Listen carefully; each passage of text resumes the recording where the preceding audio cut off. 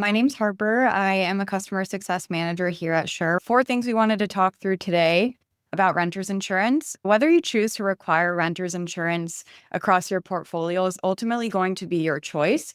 In our partnership with MDS, we understand every owner and operator sets that policy differently. What I want to cover today is why a lot of experienced operators land on requiring it and how that decision can pay off. So the Sure team today is going to walk through four things, which will be what renters insurance actually covers, where your building policy might leave you exposed today, how the day-to-day management of insurance works, and then how Sure is making getting coverage really easy now that we're fully embedded into that MDS portal that you're all hopefully familiar with.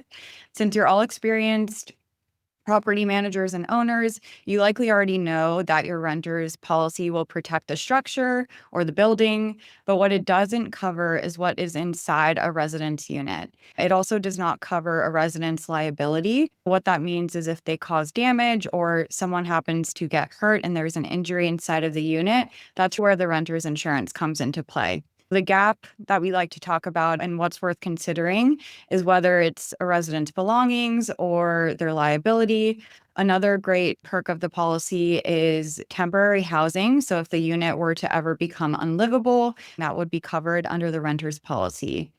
To paint the picture, when a renter doesn't have that insurance, those gaps in coverage tend to sit on your side of the ledger instead of the resident's. The renter's policy is what helps move that risk away from you as the owner.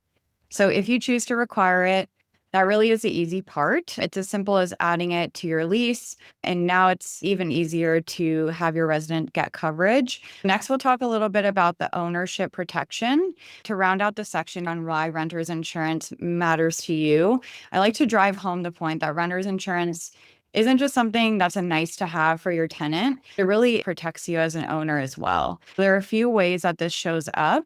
First, on liability.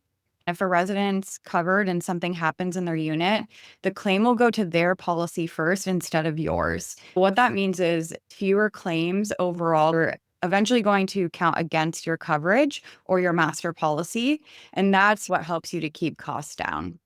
Second, we talk about damage recovery. When a resident's responsible for damage or anything related to something that might happen in the unit, you have an actual more established path to recover those repair costs rather than just absorbing them or having to chase it down yourself.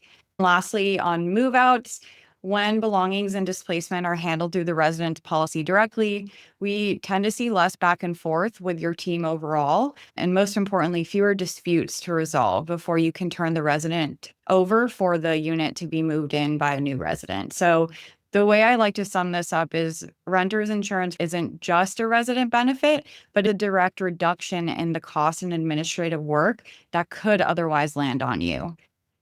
So hopefully that helps give you a good baseline of what we're talking about here and how Sure and MDS have embedded this to make it really easy.